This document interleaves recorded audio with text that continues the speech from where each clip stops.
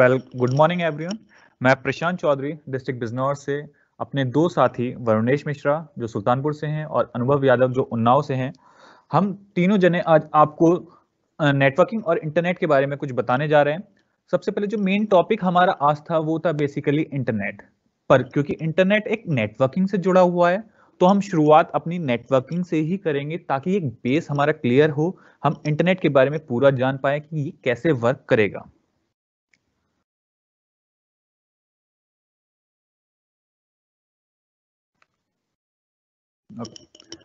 तो हम जो अब जानने वाले हैं वो है कंप्यूटर नेटवर्क।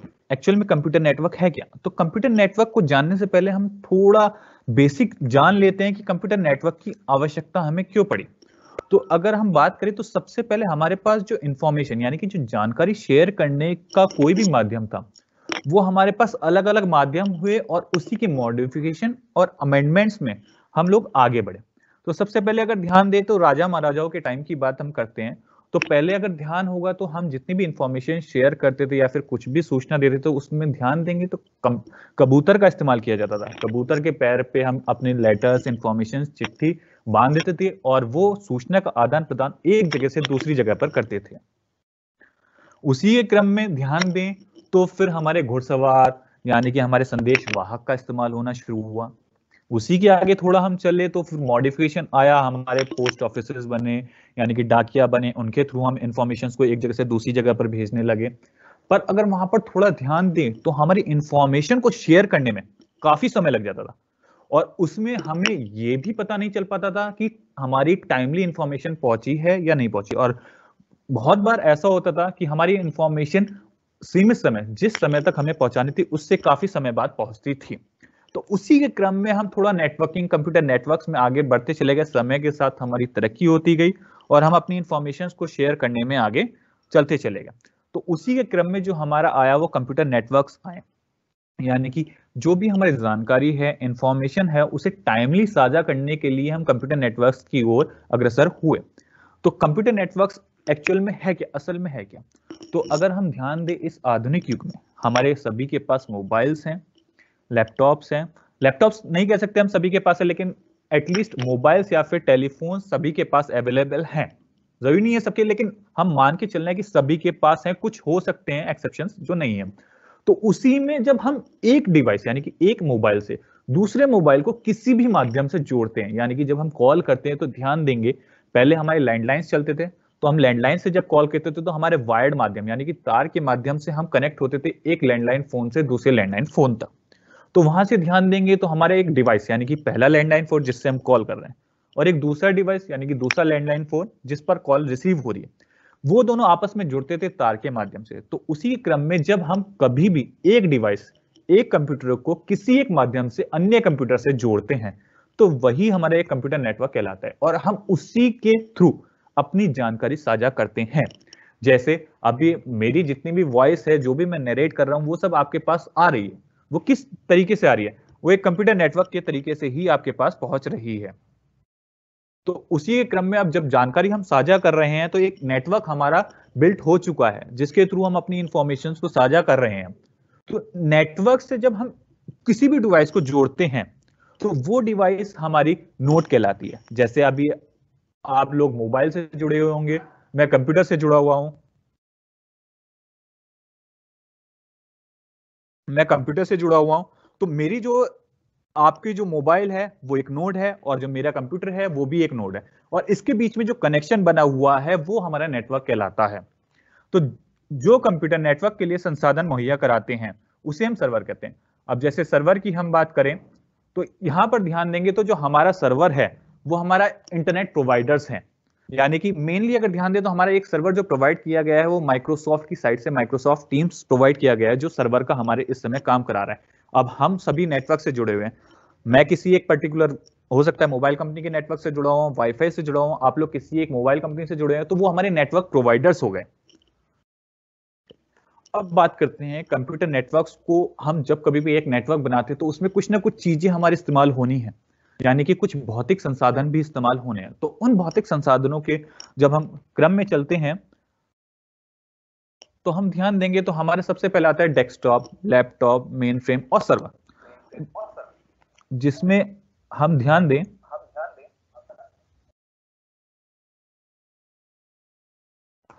तो हमारे पास लैपटॉप है, आपके पास मोबाइल है, यानी कि एक एंड डिवाइसेस हैं जिन्हें हम नोड्स कहते थे।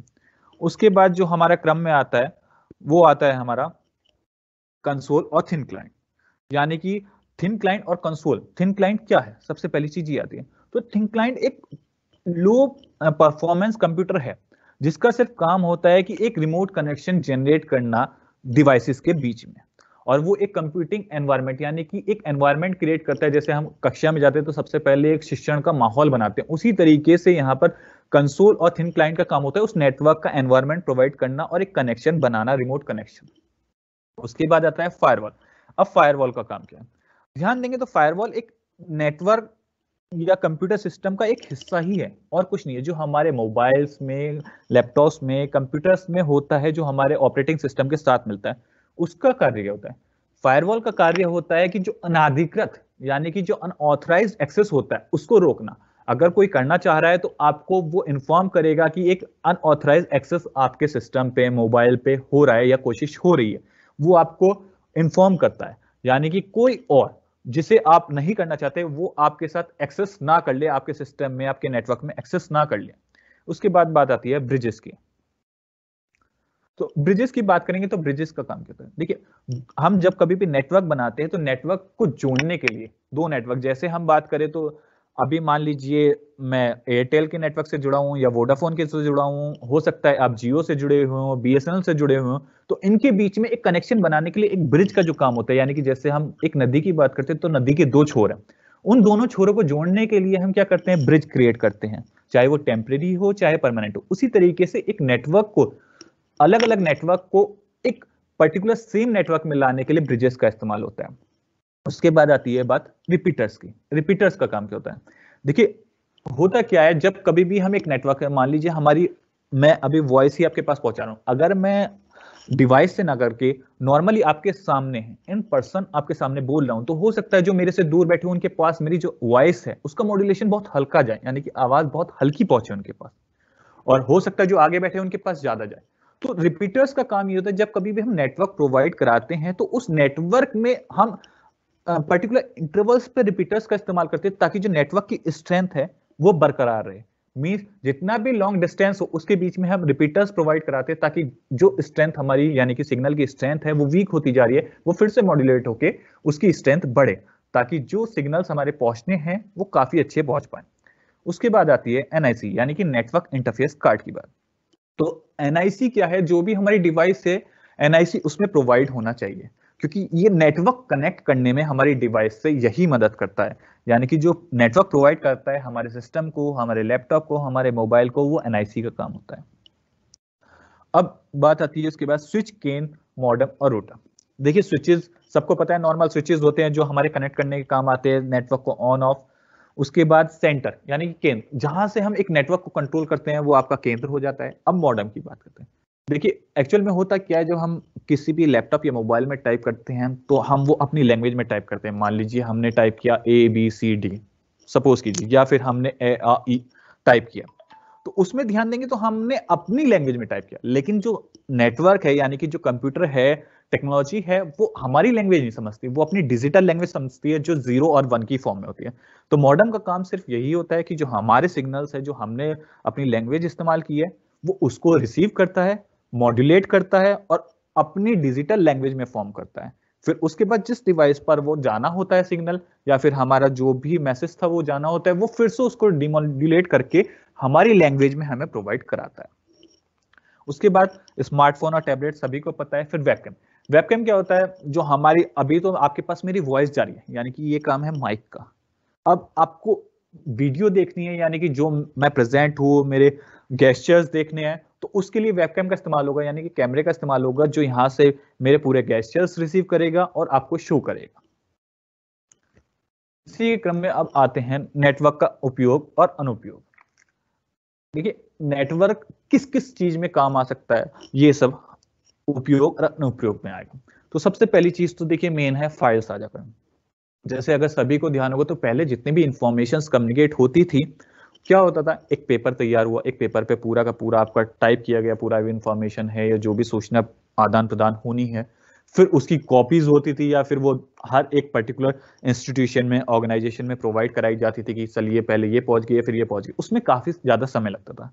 अब क्या हुआ, नेटवर्क है, नेटवर्क के साथ हमारे पास क्या है, मान लीजिए ईमेल्स हैं, यूज कर रहे हैं सभी लोग, व्हाट्सएप यूज कर रहे हैं, तो एक पर्टिकुलर एक कॉपी तैयार हुई, उस कॉपी को हमने सभी को डिफरेंटली सेंड कर दिया विद इन ए सेकेंड्स और मिनट्स, यानी कि एक साथ हमने सबको सेंड कर दिया है। तो हमारे पास जो हमें मैनुअली जाना पड़ता था, ये कॉपीज प्रोवाइड करानी पड़ती थी, अब उसका टाइम बचा है, प्लस जो हमारे हार्ड कॉपीज इस्तेमाल होती थी यानी कि पेपर्स वगैरह इस्तेमाल होते थे वो भी हमारे सेव हुए और विद इन टाइम्स, यानी कि पहले क्या होता था, ये कॉपी प्रोवाइड हम करा रहे हैं, मान लीजिए किसी की ऑर्गेनाइजेशन दूर है, इंस्टीट्यूशन दूर है, तो वहां तक प्रोवाइड कराने में टाइम लगेगा। अभी इधर एक क्लिक किया है, उधर इन्फॉर्मेशन सेंड हो गई यानी कि रिसीव हो गई, तो फाइल साझाकरण में काफी इस्तेमाल। अब ईमेल की, जैसे अभी थोड़ी देर पहले बात की थी, ईमेल की सारी जानकारी हम कल आपको प्रोवाइड कराएंगे, उसमें क्या क्या फायदे हैं हमारे और कैसे कैसे हम इस्तेमाल कर सकते हैं। पर मेनली ईमेल का एक तरीके से यही मैसेज है कि जैसे हम पहले ऑन पेपर वाली एक मेल तैयार करा, हमने एक लेटर तैयार करा, वो सेंड करते थे, सेम वही काम अब हमारा डिजिटली होता है ईमेल के थ्रू, यानी कि इलेक्ट्रॉनिक मेल। मेल का मतलब पत्र या चिट्ठी, ई इलेक्ट्रॉनिक यानी इलेक्ट्रॉनिक माध्यम से जो हम पत्र या चिट्ठी इंफॉर्मेशन भेज रहे हैं वो ईमेल में होगी। उसके बाद आती है इंटरनेट एक्सेस और सुरक्षा। अब देखिए नेटवर्क है, तो नेटवर्क से अभी हम सब लोग इंटरनेट से जुड़े हुए, और जैसे मैंने बताया था कि इंटरनेट से पहले हमें नेटवर्क पता होना चाहिए, तभी हम इंटरनेट के बारे में जान पाएंगे कि इंटरनेट कैसे वर्क करता है। तो इंटरनेट एक्सेस, अगर हमारे पास एक नेटवर्क क्रिएट नहीं होगा तो हम इंटरनेट यूज नहीं कर पाएंगे। जो हम कहते हैं कि हमारे नेट वर्क कर रहा है, हमें नेट चाहिए, इंटरनेट चाहिए, तो वो सेम चीज हमारी विदाउट नेटवर्क पॉसिबल नहीं है। यानी कि जो हमारे मोबाइल डिवाइसेस है, सपोज करिए उसमें आप इंटरनेट यूज कर रहे हैं, लेकिन हमें कोई नेटवर्क उसमें बना हुआ नहीं दिख रहा, पर ध्यान देंगे तो वो एक वायरलेस माध्यम से, यानी कि उसमें कोई तार नहीं जुड़े हुए हैं, लेकिन वायरलेस माध्यम से वो पूरा का पूरा कनेक्शन हमारा बना हुआ है। उसके बाद आता है साझा डाटाबेस। अब देखिए होता क्या है, अभी हम बहुत सारे, सपोज करिए कंप्यूटर्स हमने बहुत सारे अपने घर पे भी लगा रखे, मान लीजिए 4 रूम्स हैं, चारों को अलग अलग चाहिए, हमने 4 लगाए, लेकिन उसमें होता क्या है कि हमारी कॉस्ट ऑफ इंप्लीमेंटेशन यानी कि लगाने की बढ़ जाती है। तो अगर हम सपोज करिए एक सेंट्रल कंप्यूटर रख लेते हैं जिसमें हमने हार्ड डिस्क जो है अपनी ज्यादा अच्छे साइज की रख ली है, जिसमें हम एक कंबाइंड हमने इंफॉर्मेशन सारी रख ली, हो सकता है वो सारी इंफॉर्मेशन हमें सारे सिस्टम से प्रोवाइड करानी हो, तो हम हार्ड डिस्क का एक बार खर्चा हुआ है, बाकी सारे सिस्टम है उसमें हम लो कैपेसिटी की हार्ड डिस्क लगा सकते हैं, और नेटवर्किंग जरिए हम जब सारे सिस्टम्स को जोड़ते हैं तो एक डेटाबेस यानी कि एक ही जगह पे सेंट्रलाइज्ड डेटाबेस है और वहीं से हम सारी एक्सेस कर सकते हैं। इसके लिए साझा डेटाबेस के लिए बेस्ट एग्जांपल अगर देखेंगे तो आप आपका बैंकिंग सिस्टम है। पहले क्या होता था, मैनुअली रजिस्टर में एंटर होता था सब कुछ, एक ब्रांच से ही, जिस ब्रांच में हमारा अकाउंट है हम उसी से कर सकते थे अपनी बैंकिंग।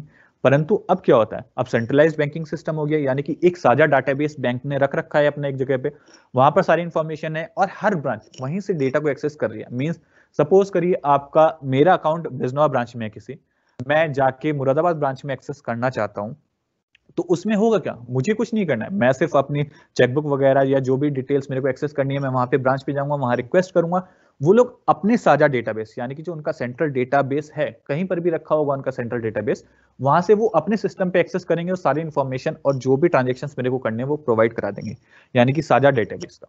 अब त्रुटियों में कमी, देखिए पहले क्या था, पहले हमने ऑन पेपर लिखा, सपोज करिए हमें कार्बन पेपर इस्तेमाल करने थे 4 या 5 या 6 मैक्सिमम, नहीं तो उसके बाद फेडेड होता चला जाता था, तो उसमें क्या होता था, नया लेटर है तो हो सकता था कुछ चेंजेस टाइप करने में या लिखने में हो जाए, मीन्स वहां पर त्रुटियां हो सकती थी, एक इन्फॉर्मेशन किसी के पास पहुंची, दूसरी इन्फॉर्मेशन में थोड़ा सा चेंजेस होकर पहुंच गई, मीन्स वहां पर कुछ ना कुछ तो डिफरेंसेस आ गए इन्फॉर्मेशन पहुंचने में।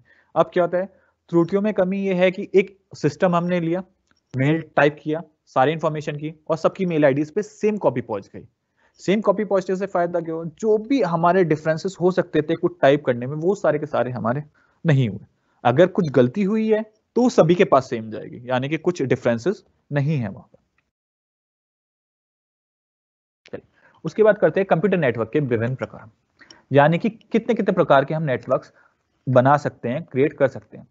उसके उससे पहले थोड़ा सा हम जाने तो कंप्यूटर नेटवर्क को स्थापित करने के लिए क्या क्या चीजें चाहिए, वो हमने अभी डिवाइसेस बताई थी, लेकिन उन्हें हम जोड़ेंगे कैसे, तो उसके लिए इस्तेमाल होती है हमारे 2 माध्यम बेसिकली हैं।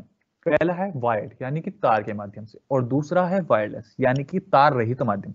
देखिए तार के माध्यम से तो हमारे कॉस्ट ऑफ इम्प्लीमेंटेशन जो है वो काफी ज्यादा आ सकता है कि अगर छोटी बिल्डिंग है उसमें चल जाएगा, परंतु अगर एक शहर में या पूरे वर्ल्ड वाइड हमें सेम नेटवर्क फैलाना है तो उसमें काफी ज्यादा कॉस्ट ऑफ कंस्ट्रक्शन आएगा उसका इम्प्लीमेंटेशन। तो तार माध्यम हम छोटी एक ऑर्गेनाइजेशन में या फिर एक बिल्डिंग में इस्तेमाल कर लेते हैं। तो उसके लिए इस्तेमाल होने वाले जो माध्यम है वो ट्विस्टेड पेयर केबल्स होते हैं, कोएक्सियल केबल्स होते हैं और फाइबर ऑप्टिक केबल्स होते हैं। अब फाइबर ऑप्टिक केबल्स जो है सबसे ज्यादा स्पीड प्रोवाइड कराने वाला माध्यम है और कॉस्टली भी है, और इसमें अगर कोई डिफेक्ट आ जाता है तो इसको डिटेक्शन भी काफी टिपिकल होता है, क्योंकि फाइबर ऑप्टिक्स केबल में हम रिफ्रैक्शन का इस्तेमाल करते हैं ग्लासेस में, यानी कि इसके अंदर माइन्यूट ग्लासेस होते हैं जिसके अंदर रिफ्रैक्शन का इस्तेमाल होता है और स्पीड ऑफ ट्रांजैक्शन काफी तेज होती है।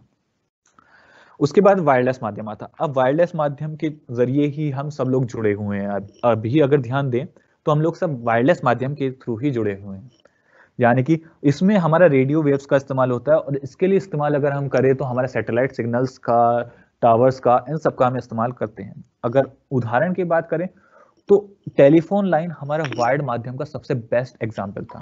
हमारा जितना भी कम्युनिकेशन होता था वो सारा हमारा टेलीफोन लाइन से होता था। और उसके बाद अगर आप वायरलेस की बात करें तो हम मोबाइल से जुड़े हुए हैं, वो विदाउट केबल्स हैं। पहले उसमें छोटे छोटे एंटीने होते थे, अब वो भी रिड्यूस हो गए, सिर्फ आपके एक पीछे डिवाइस लगी होती है, सिर्फ उसी से काम चल जाता है आपके मोबाइल के अंदर। चलिए अब बात करते हैं इन्हें कंस्ट्रक्शन की। तो कितने प्रकार के होते हैं? मेनली जो हम कंप्यूटर नेटवर्क्स की बात करते हैं वो 3 प्रकार के होते हैं। सबसे पहले लैन, देन मैन एंड वैन। लैन होता है लोकल एरिया नेटवर्क, यानी कि जो लोकली हम छोटी जगह में लगाते हैं। मैन यानी कि मेट्रोपॉलिटन एरिया नेटवर्क, मींस जो हम पूरे एक शहर में कंस्ट्रक्ट कर रहे हैं सपोज करिए। उसके बाद आता है वैन यानी कि वाइड एरिया नेटवर्क, जो वर्ल्ड वाइड हमारा जनरेट हुआ है। तो सबसे पहले हम बात करेंगे लोकल एरिया नेटवर्क की। अब जैसा कि आपको दिख रहा है, एक इमेज शो हो रही होगी, उसमें हमने एक सेंटर पे एक कंप्यूटर रख रखा है और इधर उधर हमारी डिवाइसेस जुड़ी हैं। तो लोकल एरिया नेटवर्क के लिए जो सबसे छोटा सा या बेस्ट एग्जांपल है वो हमारी एक कोई भी एक स्कूल हो गया या बिल्डिंग हो गई। तो होता क्या है लोकल एरिया नेटवर्क में, किसी भी संस्थान को लोकल नेटवर्क या फिर स्मॉल एरिया नेटवर्क को लैन कहते हैं। जैसे कि एक मान लीजिए हमारा स्कूल ही है, हमने उसमें 5 सिस्टम रख दिए हैं अलग अलग कमरों में, हमने एक लैन केबल के माध्यम से उन्हें कनेक्ट कर रखा है, यानी कि वो हमने एक लोकल एरिया नेटवर्क हमने जनरेट कर रखा है। उसके बाद इसी में अगर एग्जांपल देखिए तो हमारा आता है स्कूल्स, कैंपसेस, हॉस्पिटल आदि। अब इसमें लोकल एरिया नेटवर्क में फायदा क्या होता है, एक तो हमारा कॉस्ट ऑफ कंस्ट्रक्शन थोड़ा कम पड़ता है, प्लस हम जितने भी जानकारी है उसको साझा कर सकते हैं। प्लस और फायदा जो है इसका वो ये है कि हमारी जो भी इंफॉर्मेशन है वो चोरी होने का खतरा बहुत कम है। देखिए खतरा इसलिए कम है क्योंकि वो हमारी एक पर्टिकुलर बिल्डिंग या ऑर्गेनाइजेशन के अंदर ही सीमित है, यानी कि उसकी इंफॉर्मेशन उससे बाहर नहीं जा रही है, यानी कि हमारा जो नेटवर्क है वो सिक्योर्ड है, कॉस्ट ऑफ कंस्ट्रक्शन कम है। ये इसके कुछ फायदे। अब बात करते हैं मेट्रोपॉलिटन एरिया नेटवर्क। देखिए मेट्रोपॉलिटन एरिया नेटवर्क जैसा कि नाम सजेस्ट कर रहा है, मेट्रोपॉलिटन यानी कि बड़े शहर, मींस जो नेटवर्क हम एक बड़े शहर में क्रिएट करके रखते हैं वो मेट्रोपॉलिटन एरिया नेटवर्क है। इसका एग्जाम्पल देखेंगे आप तो खैर डिश एंटीना सबके घर पे हो गए हैं, लेकिन पहले केबल टीवी हमारे यहाँ सबके यहाँ चलता था। वो एक शहर में पूरे में एक जगह पे वो उसका हब होता था, वहां से वो पूरे में प्रोवाइड कराता था आपका वाया केबल टीवी। तो इसमें होता क्या है, इसका इस्तेमाल एक शहर के अंदर हाई स्पीड डेटा को प्रोवाइड कराने में काम आता है हमारा। जैसे कि अभी बहुत सारे हमारे जो केबल टीवी की जगह अब हमारे वाईफाई प्रोवाइडर्स हैं। वाईफाई प्रोवाइडर्स क्या करते हैं, वो अपना यूजिंग वायर्ड केबल वो सारे में अपना एक पूरा जाल यानी कि नेटवर्क फैलाए रखते हैं पूरे सिटी में, और वो फिर हमें उस वायर्ड माध्यम से हमारे घर पे नेटवर्क प्रोवाइड कराते हैं। और हमारे घर पे जब नेटवर्क आता है तो उसके बाद एक वो वाईफाई राउटर लगा देते हैं जिससे हमारे सिग्नल्स जो है हमारे पास आते हैं। इसमें क्या होता है, इसमें एक तो फॉल्ट डिटेक्शन थोड़ा टिपिकल हो जाता है। थोड़ा टिपिकल कैसे होता है, वो ध्यान देंगे कि मान लीजिए हमने एक बहुत बड़ा नेटवर्क हमने बना रखा है और उसमें हमें पता नहीं चल पा रहा है कि कहां पर फॉल्ट है, मान लीजिए कहीं पे एक बीच में, तो फॉल्ट डिटेक्शन में काफी टाइम लग जाता है। दूसरा कॉस्ट ऑफ कंस्ट्रक्शन थोड़ा ज्यादा पड़ जाता है। क्यों? क्योंकि सारे में हमें वायर्स बिछाने हैं। जब हम वायर्स पूरे में इम्प्लांट कर रहे हैं तो उसमें वायर का जो कॉस्ट है वो एक्सेस हो जाता है, यानी कि ज्यादा हो जाता है। चलिए फिर बात करते हैं वाइड एरिया नेटवर्क। अब वाइड एरिया नेटवर्क क्या है, यानी कि जो हम जिस नेटवर्क से इस समय हम जुड़े हुए हैं सब लोग, वो एक वाइड एरिया नेटवर्क है। इसमें जो डेटा का संकेतों और उपग्रह यानी कि जो सिग्नल्स हैं वो हम किसके थ्रू भेजते हैं? सैटेलाइट के थ्रू भेजते हैं, हमारे मोबाइल टावर्स हो गए उनके थ्रू भेजते हैं, और इसी से भेजा और प्राप्त किया जाता है। अब इसमें होता है क्या, हमारा वायर जो है इस्तेमाल तो होता है, कैसे होता है, हमारे जो सर्विस प्रोवाइडर है उससे मान लीजिए हम अगर हमारे जो टावर्स है उन तक पहुंचाना है तो वहां पर वायर का इस्तेमाल होगा, लेकिन उसके बाद हमारे रेडियो वेव्स की फॉर्म में हमारे सारे के सारे सिग्नल्स जो हैं वो ट्रेवल्स होंगे। जब वो सिग्नल्स ट्रेवल होंगे यानी कि उसके बाद हमारे नेक्स्ट कोई टावर लगा होगा कहीं पे, वहां से वो सिग्नल रिसीव होंगे, वहां राउटर्स होंगे, वो राउटर्स उन सिग्नल्स को रिसीव करेंगे, और हमारे हमने बताया था कि वहां पर क्या होता है, हमारे रिपीटर्स होते हैं, यानी कि रिपीटर्स का इस्तेमाल होगा। रिपीटर्स का काम क्या था? सिग्नल की स्ट्रेंथ को बढ़ाना। मींस ऐसे ही हम जगह जगह इम्प्लांट करके रिपीटर्स को हम अपने सिग्नल की स्ट्रेंथ को मेंटेन करते हैं। इसमें कॉस्ट ऑफ हमारा जो इम्प्लीमेंटेशन है वो एक बार होता है और इतना ज्यादा नहीं होता। अब बात करते हैं नेटवर्क टोपोलॉजी। देखिए हम कुछ भी करते हैं, हम सपोज करिए एक बिल्डिंग भी जनरेट करते हैं तो हम उसका एक पहले पूरा परफॉर्मा यानी कि एक पूरा का पूरा प्लान कंस्ट्रक्ट करते हैं कि हमें ये बिल्डिंग ऐसे जनरेट करनी है, इसमें ये होना है, ये चीज होनी है। सेम उसी तरीके से हमारी नेटवर्क टोपोलॉजी है। यानी कि होता क्या नेटवर्क टोपोलॉजी में, हम एक पूरा का पूरा ग्राफ बना के रखते हैं, यानी कि ज्योमेट्रिक ग्राफ बना रहे हैं। उसका काम क्या होगा कि हम नेटवर्क में पर्टिकुलर नोड्स को, यानी कि जो हम डिवाइस मोबाइल्स की बात कर रहे थे, वो हम किस किस तरीके से जोड़ेंगे, उसे हम क्यों चेक करते हैं? क्योंकि देखिए हम कंस्ट्रक्ट करना बहुत इजी है, लेकिन जब डिफॉल्ट उसमें यानी कि फॉल्ट्स निकलते हैं तो उनको करेक्ट करना थोड़ा टिपिकल होता है। तो हम जब एक पूरा मैप बना के रखेंगे, जिसे हम कह सकते हैं कि रोड मैप हमने बना के रखा है, तो उसमें अगर कुछ भी हमारी प्रॉब्लम्स आती है तो हम इजीली उनको चेक कर सकते हैं। यानी कि कहीं पर भी प्रॉब्लम आ रही है तो हमें भी पता चल जाए कि यहाँ पर प्रॉब्लम आ रही है, हमें ये डिटेक्शन करना। तो नेटवर्क टोपोलॉजी में जो सबसे पहले आती है वो आती है रिंग नेटवर्क टोपोलॉजी। यानी कि अगर ध्यान देंगे तो देखिए ध्यान से, आपको इमेज शो हो रही होगी एक नीचे जिसमें लिखा है रिंग नेटवर्क टोपोलॉजी। एक सर्किल की तरह हमारी नोड्स यानी कि कंप्यूटर्स जुड़े हुए हैं।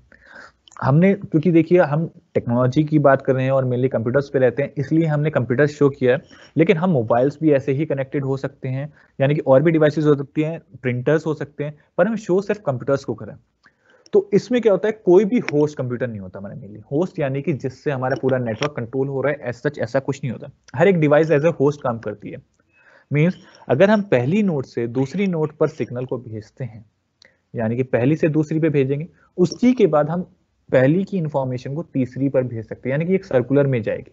मींस पहले से दूसरे पर जाएगी, दूसरे से तीसरे पर, तीसरे से चौथे पर, चौथे से पांचवे पर, एंड सो ऑन। और लास्ट में हमारी मान लीजिए 6 यूनिट है, 6th के बाद फिर फर्स्ट पे आएगी वो। मींस एक सर्किल की फॉर्म में हमारे चलता है। अब देखिए बना तो हमने लिया, लेकिन हो सकता है कुछ ना कुछ हर चीज के ड्रॉबैक्स हो सकते हैं, तो इसका भी एक ड्रॉबैक है। इसका ड्रॉबैक ये है कि बीच में कोई भी एक नोड यानी कि एक कंप्यूटर या सिस्टम पे कुछ भी खराबी आ गई तो हमारा पूरा का नेटवर्क उससे आगे नहीं वर्क कर पाएगा। यानी कि सपोज करिए थर्ड नोड पर हमारी कोई खराबी आ गई, तो फर्स्ट नोड से हम सेकंड नोड पर इंफॉर्मेशन भेज देंगे, सेकंड से थर्ड पे जा सकती है, लेकिन थर्ड से आगे वो ट्रांसफर नहीं होगी। क्यों? क्योंकि हमारी जो थर्ड नोड थी उसमें कुछ ना कुछ खराबी आ गई है, फॉल्ट आ गया है। इसका फायदा ये है कि हम इंफॉर्मेशन जब हमारी ऐसे ट्रेवल हो रही है एक नोड से दूसरी नोड पर, तो हमें ये पता चल रहा है कि हमारी पर्टिकुलर इस नोड पर प्रॉब्लम है, इससे आगे हमारी इंफॉर्मेशन नहीं गई। यानी कि फॉल्ट डिटेक्शन के लिए हमें इजीली पता चल गया कि पर्टिकुलर इस नोड तक हमारी इंफॉर्मेशन आई है, इससे आगे नहीं जा रही है, या कि ये नोड में हमारी प्रॉब्लम है। अब बात करते हैं बस नेटवर्क टोपोलॉजी। देखिए जितने भी हमारे टेक्नोलॉजी में नाम इस्तेमाल होते हैं, कहीं ना कहीं वो हमारी डेली लाइफ से रिजेंबल करते हैं, कहीं ना कहीं। पीछे रिंग नाम यूज हुआ था क्योंकि सर्किल की फॉर्म में था, इसलिए रिंग नेटवर्क टोपोलॉजी थी, यानी कि सर्कुलर। अब बस नेटवर्क टोपोलॉजी है, और इमेज जैसे कि शो हो रही होगी, तो अगर उसमें हम ध्यान दें तो हमारी एक बस की फॉर्म में ही दिख रही है। सेम वही काम हमारा कुछ नहीं होता है। क्या होता है कि हम एक केबल लेते हैं, एक लाइन पूरी लेते हैं, उसी में हम डिफरेंट जगह जगह पर अपनी नोड्स को प्लेस कर देते हैं, यानी कि एक क्रम में जोड़ा जाता है। जैसे कि एक बस है, आगे ड्राइवर है, फिर नेक्स्ट सीट्स हैं, फिर उसके पीछे सीट्स हैं, उसके पीछे सीट्स हैं। सेम इसी तरीके से हमारी नोड्स कनेक्टेड होती हैं। इसमें क्या होता है, इसमें भी हमारे एक ही क्रम में जुड़े हुए हैं, तो एक इंफॉर्मेशन जाएगी, पर इसमें ऐसा नहीं है कि पहले से दूसरे पे जाएगी, जब दूसरे से तीसरे पे जाएगी। हमें जिस पर्टिकुलर नोड पर भेजनी है उसी पर्टिकुलर नोड पर चली जाती है। पर प्रॉब्लम इसमें भी यही है, अगर बीच में कहीं पर भी प्रॉब्लम आ जाती है तो पूरा का पूरा हमारा नेटवर्क बेकार हो जाता है। नेक्स्ट आती है स्टार नेटवर्क टोपोलॉजी। देखिए स्टार यानी कि तारा। तो तारे में क्या होता है, हमारे चारों तरफ उसके सर्कुलर में नोड होती है और बीच में एक सेंटर होता है जिससे हमारी दूरी जो है वो बराबर होती है। अगर ध्यान दे तो जैसे सर्किल में होता है कि एक सेंटर है, सेंटर से हमारी जो परिमिति होती है यानी कि सर्कमफ्रेंस होती है, उसकी जो दूरी होती है सेंटर से वो बराबर होती है। तो उसी तरीके से हमारा जो है स्टार नेटवर्क टोपोलॉजी, यानी कि बीच में एक हब लगा दिया जाता है। वो हब का काम हमारा मेन कंप्यूटर भी कर सकता है, जो सेंटर है हमारा वो भी हो सकता है, यानी कि हम मेड नोड भी रख सकते हैं। तो इसमें ये होता है, नेटवर्क में एक होस्ट कंप्यूटर होता है, जैसे कि अभी बात करें हब, यानी कि होस्ट जो पूरे के पूरे कार्यक्रम को जैसे चला रहा है। जैसे ये हमारी पूरी वर्कशॉप चल रही है तो इसका होस्ट है SCRT। सेम उसी तरीके से हमारे स्टार नेटवर्क टोपोलॉजी का जो होस्ट है वो एक होस्ट कंप्यूटर होगा जो सेंटर में होगा, बाकी सारी नोड्स उसी से जुड़ी हुई होंगी। अब अगर ध्यान दें तो हम जितनी भी इंफॉर्मेशन शेयर कर रहे हैं इस वर्कशॉप के लिए, वो हमारे पास SCRT से इंस्ट्रक्शंस आती हैं, वो हम आपके पास शेयर करते हैं। यानी कि अगर आपको कुछ मेनली भेजनी है, अभी तो हमारा डायरेक्ट कांटेक्ट हो रहा है, हमने व्हाट्सएप ग्रुप बना रखे हैं, लेकिन अगर देखा जाए तो इनडायरेक्टली हम SCRT के इंस्ट्रक्शंस को ही फॉलो कर रहे हैं। तो उसी में ध्यान देंगे तो किसी भी एक नोड से हमें दूसरी नोड पर इंफॉर्मेशन भेजनी है तो होगा क्या, पहले वो इंफॉर्मेशन हमारे होस्ट पे जाएगी, यानी कि जो सेंटर कंप्यूटर है उस पे जाएगी। फिर उस होस्ट कंप्यूटर से हमारे जिस पर्टिकुलर नोड पर हमें भेजनी है वो उस पर्टिकुलर कंप्यूटर पे हमारी इंफॉर्मेशन जाएगी। तो लोकल कंप्यूटर आपस में एक दूसरे से नहीं जुड़े होते। इसमें क्या होता है, एक होस्ट कंप्यूटर जैसे कि हमारा SCRT है, हम SCRT की इंफॉर्मेशन हमारे पास आएगी, फिर हम आपके पास कन्वे करेंगे। हमें कुछ इंफॉर्मेशन भेजनी है, यानी कि ऑफिशियली भेजनी है, लेटर जनरेट होना है, तो पहले SCRT पे जाएगा वो, फिर SCRT से आपके पास वो इंफॉर्मेशन और लेटर्स जाएंगे। तो होस्ट कंप्यूटर इसमें मेन काम करता है। अब इसमें होता क्या है, अगर होस्ट कंप्यूटर हमारा कोई भी प्रॉब्लम आती है तो हमारी पूरा का पूरा नेटवर्क बेकार, यानी कि पूरा का पूरा नेटवर्क डिपेंड करता है होस्ट कंप्यूटर पे। अगर होस्ट कंप्यूटर में कोई प्रॉब्लम है तो पूरा नेटवर्क बेकार। परंतु अगर किसी नोड में एक प्रॉब्लम है तो बाकी पूरे नेटवर्क पे प्रॉब्लम नहीं होगी, सिर्फ उस पर्टिकुलर नोड पे होगी, यानी कि हमें डिटेक्शन भी इजी हो जाएगा इसमें, फॉल्ट डिटेक्शन। अब बात करते हैं मैश नेटवर्क। देखिए जैसा कि नाम सजेस्ट कर रहा है मैश, यानी कि सब कुछ मैशअप होया पड़ा है। तो उसी तरीके से अगर इमेज आपको शो हो रही है तो इमेज में ध्यान देंगे तो सारे कंप्यूटर एक दूसरे से कहीं ना कहीं तार से जुड़े हैं, बहुत सारे तार लिंक्ड हैं। तो मैश नेटवर्क टोपोलॉजी में क्या होता है कि जो हमारे संयंत्र डिवाइस होती है, यानी कि नेटवर्क नोड होती है, उसके मध्य यानी कि बीच में बहुत सारे संबंध होते हैं, बहुत सारे इंटरकनेक्शंस होते हैं, यानी कि हर एक नोड किसी न किसी नोड से जुड़ी हुई है। तो देखिए इसमें जो इंफॉर्मेशन का हमारा आदान प्रदान है वो तो काफी ईजी है, पर प्रॉब्लम क्या है इसमें, आदान प्रदान ईजी हो गया पर दिक्कत ये है कि अगर कहीं पर भी फॉल्ट आता है तो उसका डिटेक्शन काफी टिपिकल है। काफी टिपिकल क्यों है, क्योंकि हर एक नोड एक दूसरे से जुड़ी हुई है। अब सपोज करिए पहली दूसरी से भी जुड़ी है, तीसरी से भी है, चौथी से भी, पांचवी से भी है। अब सपोज करिए हमने पहले से इंफॉर्मेशन भेजी चौथे पे, वो नहीं जा पाई, तो हमें या तो फर्स्ट में प्रॉब्लम होगी या फोर्थ में होगी। अब वही फिर हमें देखना पड़ेगा सेकंड पे भी नहीं गई तो हमें फर्स्ट में या सेकंड में प्रॉब्लम हो सकती है, कुछ भी हो सकता है। तो इसमें काफी सारा हमारा फॉल्ट डिटेक्शन जो है काफी टिपिकल हो जाता है। तो यहां तक तो जो हमने बात करी थी वो तो थी हमारी नेटवर्क की बात। तो अभी देख लेते हैं अगर नेटवर्क में किसी को कोई प्रॉब्लम शो हो रही हो तो। आई थिंक अभी किसी को प्रॉब्लम नहीं है, तो चलिए आगे हम कंटिन्यू करते हैं अब अपना इंटरनेट से। देखिए इंटरनेट की बात करते हैं, अभी हमने नेटवर्क की बात करी थी, यहाँ इंटरनेट यानी कि एक नेटवर्क की ही बात कर रहे हैं। तो इंटरनेट एक्चुअल में है क्या, इंटरनेट एक ग्लोबल नेटवर्क है, जैसे हमने बताया था वैन, यानी कि वैन का एक एग्जाम्पल ही है। एक ग्लोबल नेटवर्क है, इसमें होता क्या है, जिसमें बहुत सारे कंप्यूटर्स या नोड्स अलग अलग जगह पर जुड़े होते हैं और एक दूसरे से डेटा को एक्सचेंज करते हैं इजीली।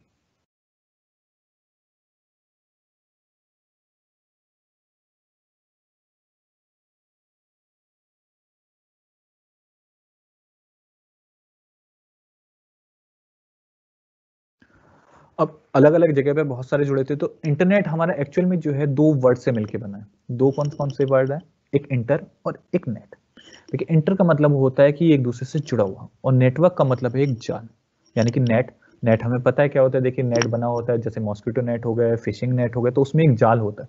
सेम उसी तरीके से यानी कि कहीं ना कहीं एक दूसरे से जुड़े हैं पूरा जाल की तरह। जैसे आपको इमेज भी शो हो रही होगी एक प्रोबेबली, उसमें आपको शो हो रहा होगा, तो बहुत सारे हमारे जो लाइंस हैं वो पूरा एक हमारा ग्लोब टाइप दिखा हुआ है इमेज में, उसमें आप ध्यान देंगे तो बहुत सारी लाइंस जा रही हैं, जो लाइट वाली लाइंस शो हो रही होंगी प्रोबेबली, तो वो एक दूसरे से कहीं ना कहीं जुड़े हुए हैं।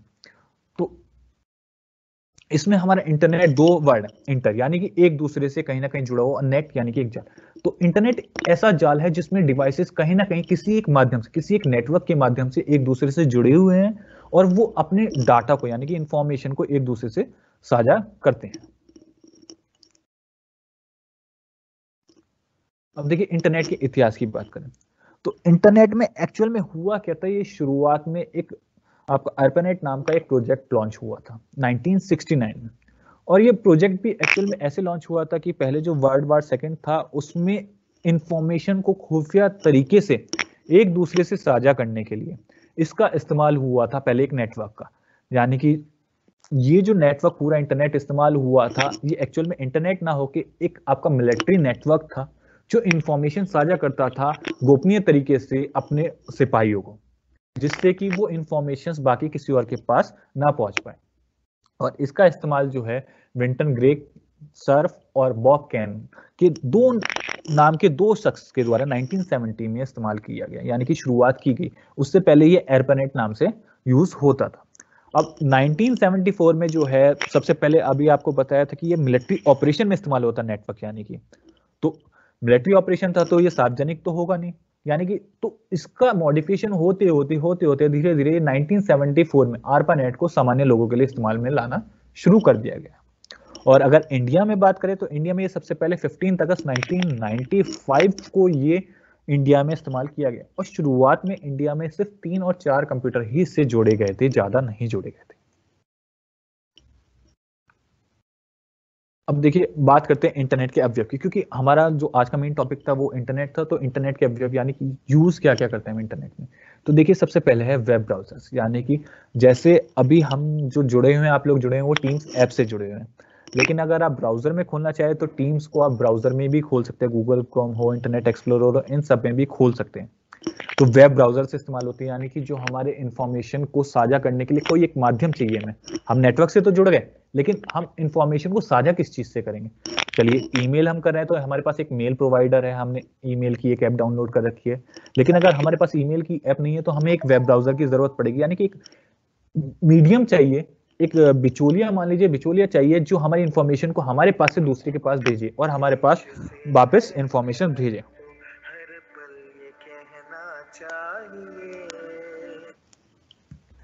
अब उसके बाद आता है वेब सर्वर्स। देखिए वेब सर्वर्स की बात करें हम तो वेब सर्वर क्या है एक्चुअली। देखिए हमारे पास इंटरनेट तो यूज हो रहा है, लेकिन इंटरनेट आ कहां से रहा है, यानी कि कौन सा सर्वर है जो हमें प्रोवाइड कराएगा हमारी इंफॉर्मेशन। हमने इंटरनेट से जुड़े हुए हैं, लेकिन हमने अपने ब्राउजर में कुछ टाइप करा, पर हमारे पास इंफॉर्मेशन वो आएगी कहां से, वो काम होता है हमारे वेब सर्वर का। उसके बाद वेबसाइट और वेब पेजेस। देखिए वेबसाइट और वेब पेजेस, वेबसाइट एक तरीके से एक आपका पता है, यानी कि जैसे अगर आपको कोई एक मेल लेटर भेजना होता तो आप उस पर एक एड्रेस लिखते थे, उसी तरीके से वेबसाइट हमारा एक एड्रेस का काम करता है, यानी कि एड्रेस प्रोवाइड कराता है। उसके बाद बात करते हैं तो वेब पेजेस की। अब वेब पेजेस यानी कि जो हमारा पता है, अब मान लीजिए हमने एक पता दिया है कि पर्टिकुलर एक सिटी है, सिटी के अंदर एक कॉलोनी है, उस कॉलोनी के अंदर बहुत सारे घर हैं। अब उसमें से हमें किस घर को एक्सेस करना है, यानी कि वो वेब पेज की बात है, हमें कौन से वेब पेज पे काम करना है। उसके बाद है हाइपरलिंक्स। हाइपरलिंक्स क्या होता है, ये हमारे लिंक्स हैं, यानी कि जो हमें लिंक प्रोवाइड कराया गया है जिस पर हम यूज करेंगे और हम पर्टिकुलर एक वेब पेज या फिर एक वेबसाइट पर नेविगेट होंगे। अब आपको जैसे इसमें इमेजेस शो हो रही होंगी तो ध्यान देंगे तो राइट साइड में हमारे वेब ब्राउजर्स हैं। जो हमारे पॉपुलर वेब ब्राउजर्स हैं उनमें opera, Google Chrome, safari, Mozilla, internet explorer और माइक्रोसॉफ्ट एज है। अब जो मेनली हम यूज करते हैं वो गूगल क्रोम इस्तेमाल करते हैं। सफारी जो है वो हमारा मैकेंटोस ऑपरेटिंग सिस्टम का, यानी कि जो एप्पल के लैपटॉप्स होते हैं उनका है। उसके बाद मोजिला फायरफॉक्स। देखिए मोजिला फायरफॉक्स हम सबसे कम इस्तेमाल करते हैं, लेकिन सेफेस्ट इंटरनेट ब्राउजर हमारा मोजिला फायरफॉक्स कहलाता है। इंटरनेट एक्सप्लोरर हमारा इनबिल्ट आता है विंडोज ऑपरेटिंग सिस्टम के साथ। माइक्रोसॉफ्ट एज जो इंटरनेट एक्सप्लोरर था, अब उसका नाम मॉडिफाई करके माइक्रोसॉफ्ट एज रख दिया गया है। उसके बाद एक नीचे आपको इमेज शो हो रही होगी, उसमें क्या है, एक वेब ब्राउजर आपको दिखाई दे रहा है और वेब सर्वर दिखाई दे रहा है, बीच में इंटरनेट है, यानी कि इंटरनेट एक माध्यम हो गया हमारा इंफॉर्मेशन पहुंचाने का और रिसीव करने का। वेब ब्राउजर यानी कि जो हमारे मोबाइल्स में, लैपटॉप्स में, डेस्कटॉप्स में हम इस्तेमाल करते हैं, यानी कि एक माध्यम जिसके थ्रू हम इंफॉर्मेशन भेजेंगे वो हमारा वेब ब्राउजर है। उसमें हमने कुछ टाइप किया, सपोज करिए हम क्या करते हैं, हमें टाइप करना है गेम्स, तो हमने गेम्स जैसे ही टाइप किया तो वो एक रेस्पॉन्स, यानी कि हमने पीछे इस्तेमाल किया था, अगर ध्यान देंगे तो आपका मॉडम्स का इस्तेमाल किया था हमने नेटवर्किंग में, यानी कि हमने यहाँ से वेब टाइप किया, गेम्स टाइप किया, तो गेम्स को डिजिटल फॉर्म में मॉडम्स के थ्रू हमारी इंफॉर्मेशन चली गई पीछे से, यानी कि एक रिक्वेस्ट गई किसके पास, वेब सर्वर के पास, जहां से हमारी इंफॉर्मेशन आनी।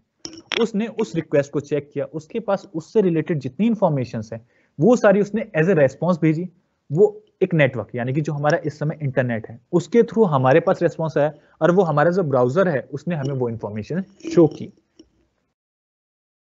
उसके बाद हम बात करते हैं इंटरनेट की सेवा, यानी कि क्या क्या सेवा है, क्या क्या फायदे हमारे इंटरनेट से हमें मिलते हैं। तो सबसे पहली चीज ध्यान देंगे तो www यानी कि वर्ल्ड वाइड वेब। अब ध्यान देंगे तो हम जनरली एक अगर हमें मान लीजिए SCRT की हमें साइट पे जाना है तो हम scrt.up.in कर देंगे, लेकिन ध्यान देंगे तो हमने वो लगाया, पर ब्राउजर में जब ऊपर ध्यान देंगे तो उससे पहले अपने आप www ये अपने आप ऑटोमेटिकली आ जाता है, और उससे पहले भी HTTP आता है यानी कि hyper text transfer protocol. Means जो भी हम इंफॉर्मेशन भेज रहे हैं उसके कुछ नियम कायदे होते हैं, वो HTTP में आते हैं।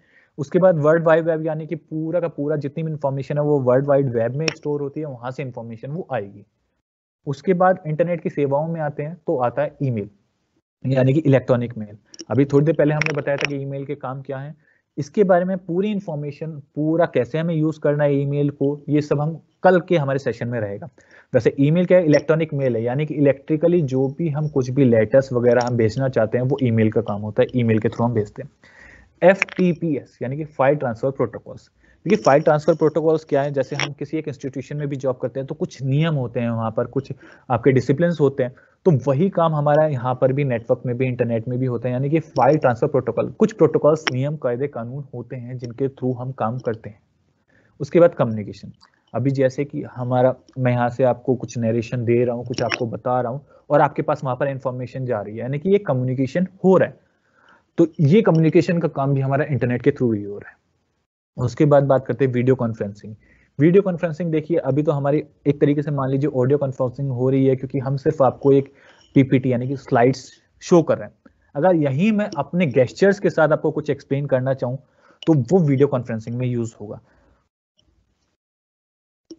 उसके बाद आता है कंप्यूटर में नेट कैसे चलाएं। देखिए कंप्यूटर में नेट चलाने के लिए, क्योंकि हमारे इंटरनेट की बात है, तो इंटरनेट चलाने के लिए तो सबसे पहले जो हम यूज करेंगे वो मोबाइल का यूज करेंगे। तो इसमें मैं आपको शो करना चाहूंगा अभी।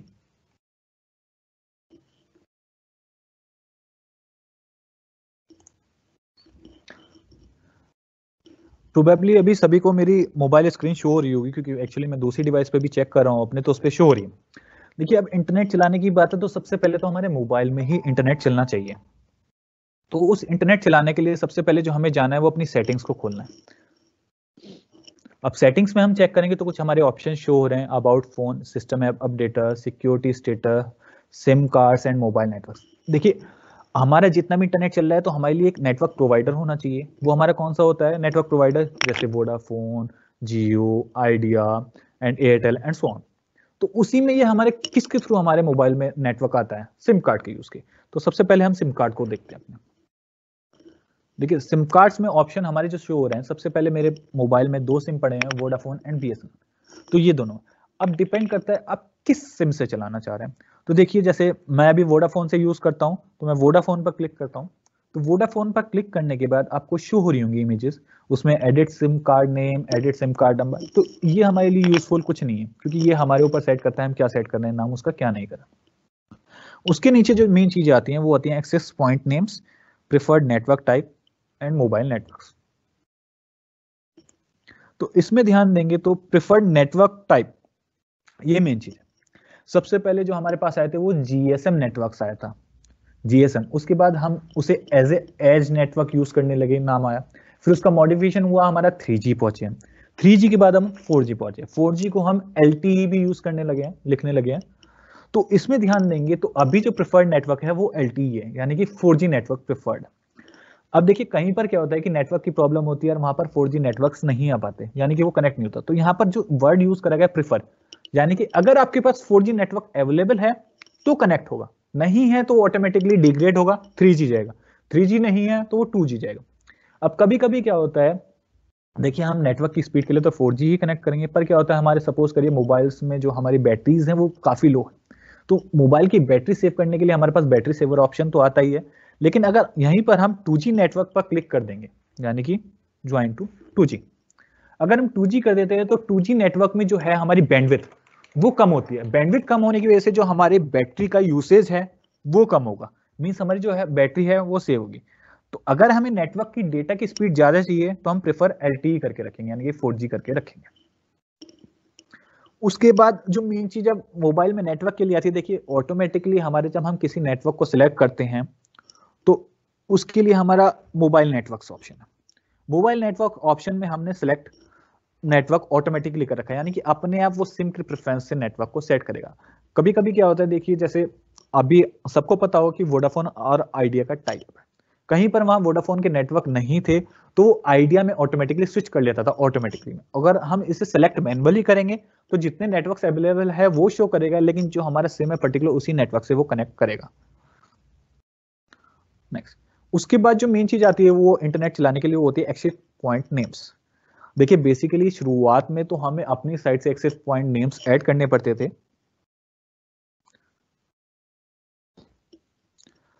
पर अब नेटवर्क प्रोवाइडर्स हमारे जैसे ही सिम इंसर्ट करते हैं तो वो अपनी सेटिंग्स भेजते हैं और ऑटोमेटिकली हमारे में एक्सेस पॉइंट नेम्स वगैरह ऐड कर देते हैं। अगर हम कोई एक और डिफरेंट एक्सेस पॉइंट नेम्स करना चाहते हैं, ये थोड़ा सा टेक्नोलॉजी में ऊपर का लेवल है, तो इसमें हम अपनी साइड से ऐड कर सकते हैं। यानी कि एक हम प्रॉक्सी सर्वर सेट करना चाहते हैं, कुछ चीट कोड्स वगैरह होते हैं वो एक्सेस करना चाहते हैं, तो हम यहाँ पर यूज कर सकते हैं, अपनी साइड से सेट कर सकते हैं और उसको मोर ऑप्शन में ध्यान देंगे तो हम सेव कर सकते हैं और सेव करने के बाद उसको यूज कर सकते हैं। और हमारे जब नेटवर्क प्रोवाइडर्स होते हैं तो वो ऑटोमेटिकली प्रोवाइड करते हैं, तो ध्यान देंगे यहाँ पर एडेड एक्सेस पॉइंट दिखा रहा है मैं। अब यहाँ से ध्यान देंगे तो सबसे पहले नेम है, यानी कि वोडाफोन मोबाइल कनेक्ट मींस ये एक्सेस पॉइंट नेम का हमारा नाम ऑटोमेटिकली ऊपर से वोडाफोन की साइड से सेव्ड है। उसके बाद एपीएन, जो मेन चीज होती है वो एपीएन होती है, यानी कि जो प्रोटोकॉल नेम होता है हमारा वो www है। अगर हम इसे चेंज कर देते हैं तो हमारे मोबाइल में नेटवर्क यानी कि इंटरनेट नहीं चल पाएगा। उसके बाद प्रॉक्सी हमने कोई सेट नहीं कर रखी है। उसके बाद थोड़ा नीचे जाएंगे हम तो हमारा एमसीसी और एमएनसी होते हैं, ये हमारा ऑटोमेटिकली इसमें आ जाते हैं।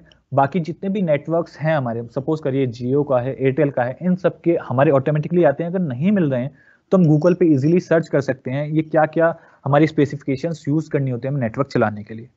उसके नीचे ऑथेंटिकेशन टाइप हमारा नॉर्मल नॉट सेट हमने कर रखा है। जो मेन चीज है वो नीचे है एपीएन प्रोटोकॉल। एपीएन प्रोटोकॉल होती है हमारी जो लेटेस्ट हमारी प्रोटोकॉल्स होती हैं, यानी कि जो भी हम नेटवर्क की इंटरनेट प्रोटोकॉल्स हम यूज करते हैं उसमें जो लेटेस्ट और सेफेस्ट है वो IPv6 है। तो हमारे पास ऑप्शन दोनों के शो हो रहे थे, तो हमने IPv6 सेलेक्ट कर रखा है प्लस IPv4, यानी कि हमारा जो फायदा है वो दोनों हम सिक्योरिटीज को मेजर करके अपनी चल रहे हैं। और यहाँ पर ध्यान देंगे तो एपीएन जो है हमारा वो अनेबल्ड है, यानी कि हमारी सिक्योरिटी जो है वो अनेबल्ड है। ये तो हो गया हमारा मोबाइल में चलाने के लिए। अब यहाँ पर थोड़ा बैक आएंगे तो ध्यान देंगे तो मेरा मोबाइल डाटा ऑफ है। अब मोबाइल डाटा ऑन करने के लिए मेरे को यहाँ पर क्लिक करना होगा तो मोबाइल डाटा ऑन हो जाएगा। उसके नीचे है डुअल 4G, यानी कि दो सिम है तो दोनों सिमों में हम 4G एक साथ रखना चाहते हैं नेटवर्क के लिए तो हो सकता है। अब इसमें एक छोटी सी चीज आती है कि हमें ऊपर तो दिखाई देता है कि जो हमारे सिग्नल्स होते हैं सिग्नल स्ट्रेंथ काफी अच्छी, यानी कि अगर 5 हमारे डंडे होते हैं तो 5 के 5 दिखाई देता है, पर हमारा डेटा नहीं चल पाता, यानी कि हमारा इंटरनेट नहीं चल पाता। तो उसमें डिफरेंस ये है कि हमारा कॉलिंग स्ट्रेंथ सिग्नल स्ट्रेंथ और हमारा डेटा सिग्नल स्ट्रेंथ दोनों डिफर करती हैं।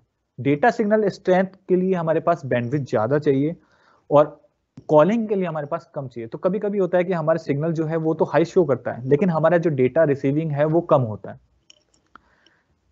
इसमें शेयरिंग में एक्चुअली ऊपर ऑप्शन शो नहीं होगा, नहीं तो मैं आपको शो करता कि सिग्नल स्ट्रेंथ कैसे शो होती है इसमें। तो यहाँ पर हमारे नेटवर्क, ये जरूरी नहीं है कि हमारे नेटवर्क पूरे आ रहे हैं तो हमारी जो सिग्नल स्ट्रेंथ है वो भी पूरी आए नेट इंटरनेट की। इसके बाद कभी कभी क्या होता है हमारे मोबाइल्स में जब हम कहीं बाहर जाते हैं रोमिंग आती है तो रोमिंग में हमारा इंटरनेट नहीं चल पाता, तो उसके लिए यहाँ एक ऑप्शन शो हो रहा होगा data roaming, connect to data services when roaming.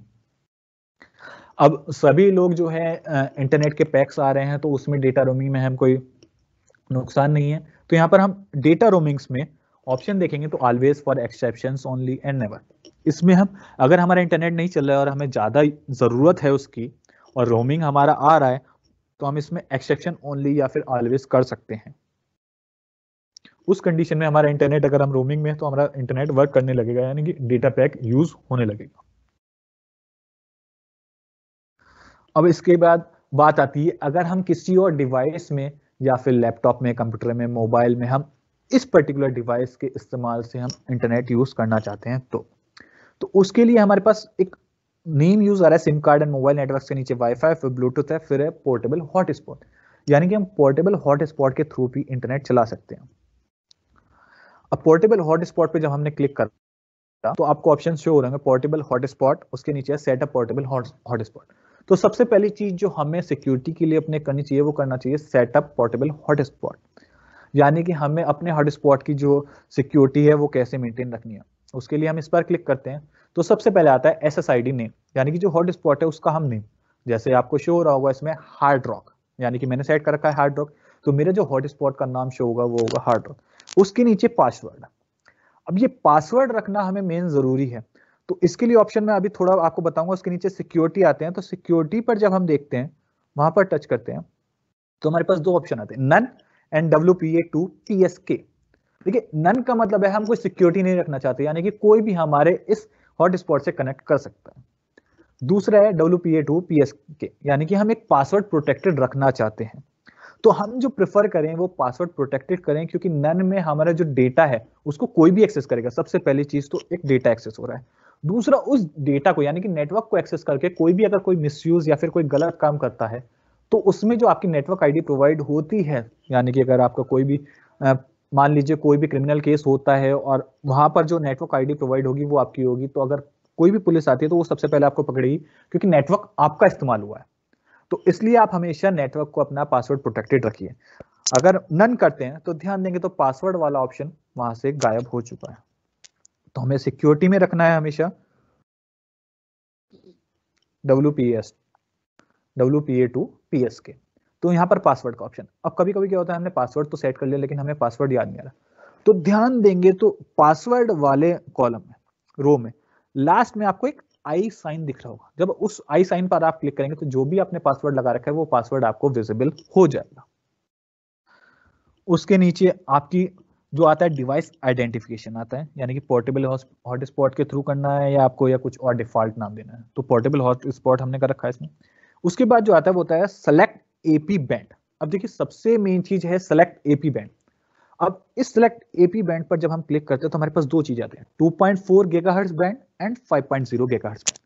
अब देखिए मैंने आपको बताया था कि किसी भी एक नेटवर्क की स्पीड के लिए बैंडविड्थ बहुत जरूरी है, तो यहां पर वही चीज का इस्तेमाल हुआ है। सबसे पहली चीज है 2.4 गीगाहर्ट्ज बैंड। देखिए इसकी बैंडविड्थ जो है 2.4 गीगाहर्ट्ज है, यानी कि इसमें जो स्ट्रेंथ है वो कम होगी पर जो सिग्नल की दूरी है यानी कि डिस्टेंस है वो बढ़ी रहेगी। मींस सपोज करिए एक नॉर्मल ब्लूटूथ की जो रेंज होती है वो 10 मीटर होती है, अगर हम 2.4 गीगाहर्ट्ज सपोज करिए कि 2.4 गीगाहर्ट्ज हमने सेलेक्ट कर रखा है अपने हॉटस्पॉट के लिए, तो वो हो सकता है 10 मीटर से ज्यादा जाए उसकी रेंज, पर सिग्नल स्ट्रेंथ उतनी ही कम होगी। पर अगर हमें सिग्नल स्ट्रेंथ ज्यादा चाहिए तो हम यहाँ पर 5.0 गीगाहर्ट्ज बैंडविड्थ यूज करेंगे, तो उससे हमारी सिग्नल स्ट्रेंथ ज्यादा होगी। अब यहाँ पर एक पॉइंट और उठता है, वो ये है कि हमारा 5.0 गीगाहर्ट्ज बैंडविड्थ हमने ली है तो क्या हमारा नेट तेज चलने लगेगा? देखिए नेट तेज चलना डिपेंड करता है नेटवर्क प्रोवाइडर पे, यानी कि जो वोडाफोन है, ये आपका आइडिया है, जियो है और भी है, उन पर डिपेंड करता है। परंतु जो नेटवर्क की स्पीड आपके पास आ रही है उसको स्ट्रेंथ यानी कि अच्छी स्पीड देना ये आपकी डिवाइस का काम होगा, क्योंकि अब आपकी डिवाइस जब आप हॉटस्पॉट ऑन करेंगे तो ये आपका एक राउटर का काम करेगा जो सिग्नल प्रोवाइड करेगा। आपके पास तक सिग्नल आ रहा है टावर से, यानी कि काफी दूरी है, वहां से जो सिग्नल आपके मोबाइल में आया उसको वो मॉड्यूलेट करके उसकी स्ट्रेंथ को बढ़ा के वो सिग्नल आपका एक हॉटस्पॉट जनरेट करेगा, यानी कि अब आपकी जो डिवाइस है वो एज ए एक टावर का काम करेगी दूसरे पर्टिकुलर मोबाइल के लिए। तो कभी कभी होता है हमारी कोई ऐप या फिर कोई चीज रन नहीं कर पा रही है ड्यू टू बैड नेटवर्क, तो हम उसमें क्या कोशिश करें कि हम किसी और के मोबाइल से हॉटस्पॉट से कनेक्ट करेंगे तो वो एज ए टावर उस पर्टिकुलर टाइम पर काम करेगा और सिग्नल स्ट्रेंथ हमें ज्यादा मिलेगी। भले से नेटवर्क की स्पीड कम है लेकिन वो सिग्नल है, वो उसकी स्ट्रेंथ हमें ज्यादा मिलेगी जिसकी वजह से हमारा थोड़ा इजीली वर्क कर सकता है। ये पक्का नहीं है कि स्ट्रेंथ बिल्कुल ही वीक है तो काम कर जाएगा, लेकिन जो सिग्नल स्ट्रेंथ है करंटली वो हमें अच्छी मिलेगी। तो इसलिए कोशिश ये रहे कि आप अगर नहीं चल पाता तो हॉटस्पॉट से कनेक्ट कीजिए और इजीली चलाइए उसको। अब यहाँ पर एक प्रॉब्लम और आती है, वो ये है कि हमने 5 गीगाहर्ट्ज बैंडविड्थ तो इस्तेमाल कर लिया लेकिन क्या ये हर डिवाइस में चल पाएगा? तो देखिए इसके लिए लिमिटेशन ये है कि पर्टिकुलर जो आपकी डिवाइस है, चाहे वो मोबाइल हो चाहे लैपटॉप हो, जब आप उसमें उसे खरीदते हैं तो हम मेनली हम जो देखते हैं वो क्या देखते हैं, 4G मोबाइल है, कैमरा अच्छा है और बस मेनली ये चीज देखते हैं। बाकी हमने क्या देख लिया, उसका प्रोसेसर देख लिया, चलिए प्रोसेसर अच्छा है अगर हम गेम खेलने के हिसाब से सोच रहे हैं। पर उसमें जब वायरलेस की बात होती है तो वहां पर वायरलेस स्पेसिफिकेशंस भी लिखी होती हैं कि पर्टिकुलर ये इतनी बैंडविड्थ तक का आपका वायरलेस यानी कि 2.4 या फिर 5G वायरलेस आपका यानी कि वाईफाई को सपोर्ट करता है। तो वही चीज है कि वो जो आपका वहां पर जो है वो आपका एक तरीके से मान लीजिए आप, वो आपका NIC यानी कि नेटवर्क इंटरफेस कार्ड है वायरलेस का, वो जो सिग्नल रिसीव करेगा वो 5 गीगाहर्ट्ज बैंडविड्थ तक की यूज करेगा या फिर 2.4 गीगाहर्ट्ज बैंडविड्थ तक की यूज करेगा। तो अभी जो मैंने ये दिखाया है आपको 5 गीगाहर्ट्ज, जिस पर्टिकुलर लैपटॉप से मैं अभी आपको ये प्रेजेंटेशन दे रहा हूं, वो लैपटॉप का वाईफाई नेटवर्क कार्ड जो है वो 2.4 गीगाहर्ट्ज तक की बैंडविड्थ को सपोर्ट करता है। तो मेरा जो ये हॉटस्पॉट है ये पर्टिकुलर इस लैपटॉप में शो नहीं होगा, परंतु जो दूसरा लैपटॉप है मेरे पास वो 5 गीगाहर्ट्ज तक को सपोर्ट करता है, यानी कि उसमें अगर मैं कनेक्ट करता हूं तो उसमें ये मेरा हॉटस्पॉट शो होगा, पर जिससे मैं अभी शो कर रहा हूं उसमें शो नहीं होगा। तो ये सिग्नल की स्ट्रेंथ के लिए आपका डिपेंड भी करता है कि जो आपका वायरलेस इंटरफेस कार्ड है वो कितनी बैंडविड्थ तक को आपका सपोर्ट करता है। मींस सिर्फ सिग्नल से डिपेंड नहीं करता, जो आपकी डिवाइस है उसके अंदर जो वायरलेस आपका नेटवर्क इंटरफेस कार्ड है वो कितनी बैंडविड्थ तक को सपोर्ट करता है, वो भी डिपेंड करता है कि आपके में इंटरनेट या फिर नेटवर्क कितना अच्छा चलेगा। चलिए, अब यहां पर हमने सपोज करिए पोर्टेबल हॉटस्पॉट हमने ऑन कर लिया, तो उसके बाद कुछ चीजें और नीचे हैं, वो अगर आप चेक करेंगे तो यहां पर ध्यान देंगे आपका आता है वन टाइम डेटा लिमिट।